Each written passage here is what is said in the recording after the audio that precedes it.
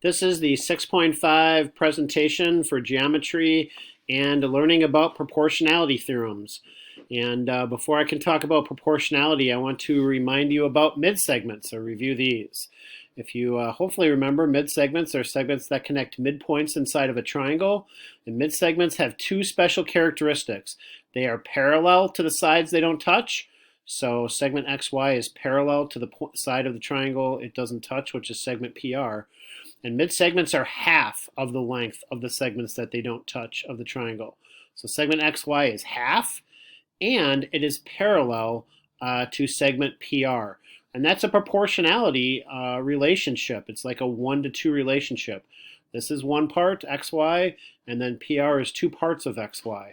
And we're going to talk about proportionality just in general, not just with mid-segments, but in other special situations, like if we have a parallel segment inside of a triangle, what do we do with the side lengths that we've got there? So here we go, proportionality theorem number one. So if I put a parallel segment inside of a triangle, it is going to split the triangle up proportionally.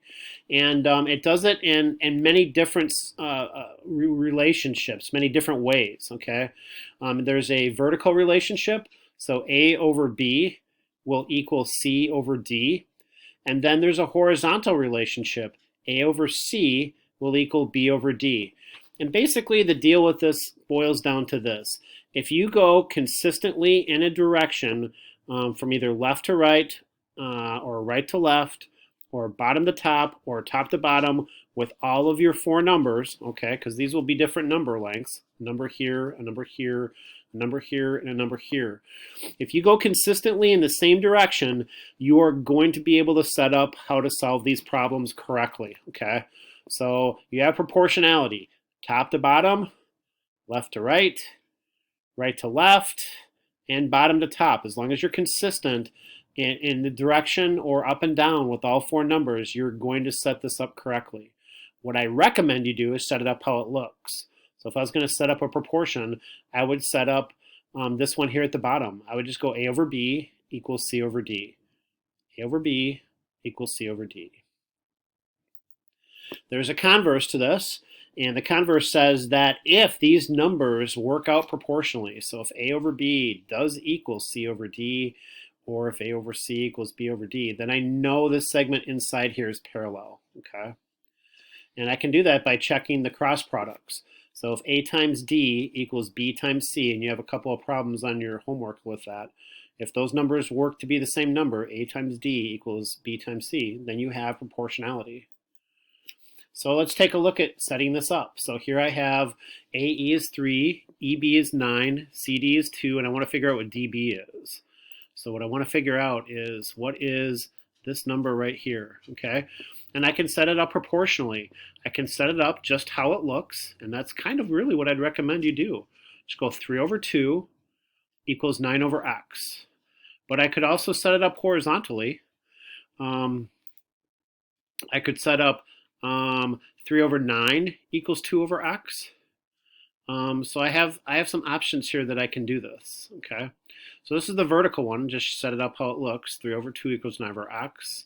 And then I have a horizontal one, 3 over 9, so I'm going left to right, equals 2 over x. In any case to solve this, I just solve it like a regular proportion. So I take a look at the cross products. I take 3 times x, which is 3x, and then I take 2 times 9, which is 18. And that works out the same way here. If I take 3 times x, I get 3x, and I get 9 times 2, I get 18. So 3x equals 18, and then I divide by 3, and I get x equals 6. And that's how we solve this.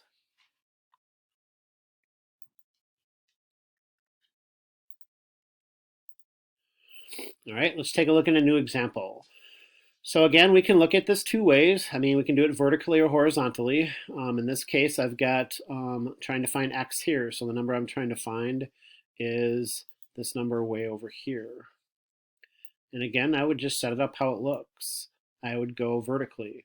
8 over 4 equals 12 over x. Another option is I could set it up horizontally.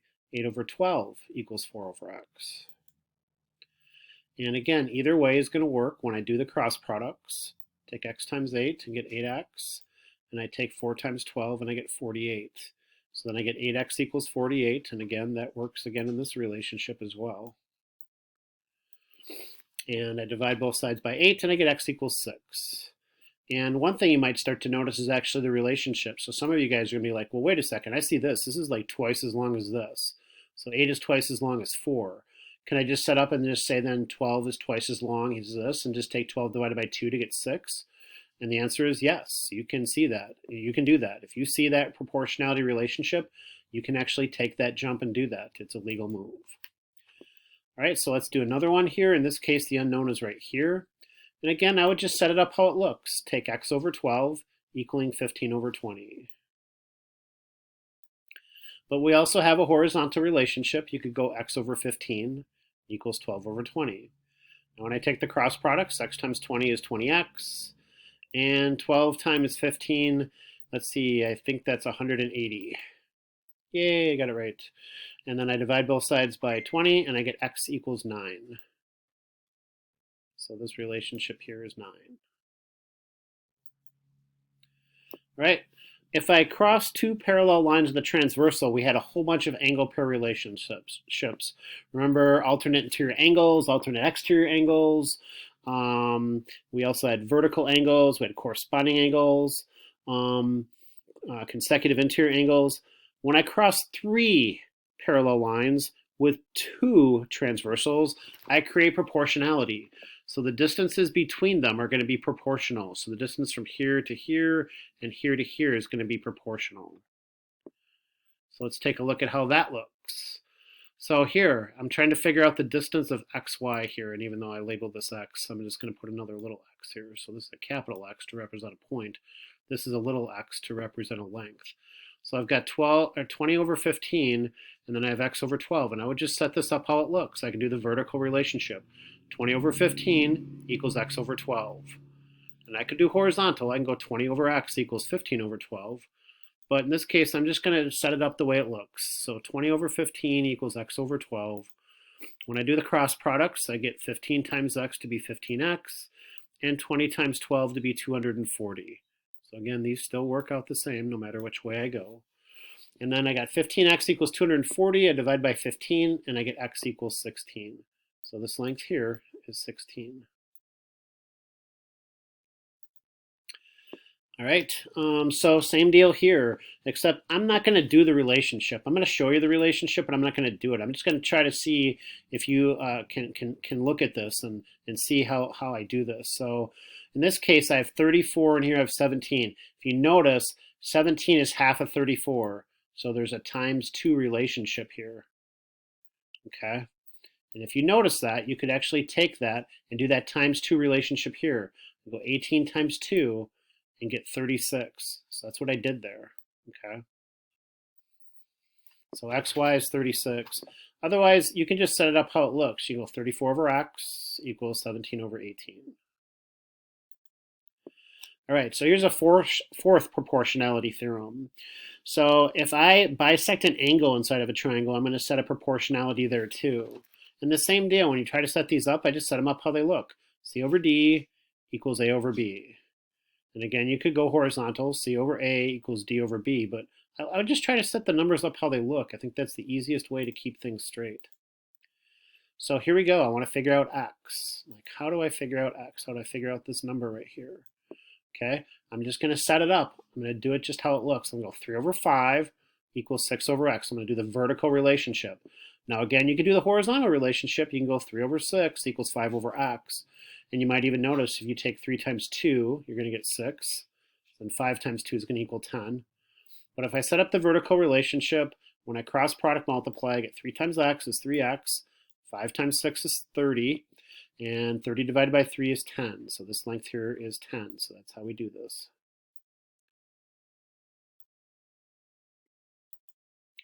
So last proportionality theorem, and the one I'm worried about the most, okay? When you are finding the lengths of parallel sides, you have to treat the parallel sides different.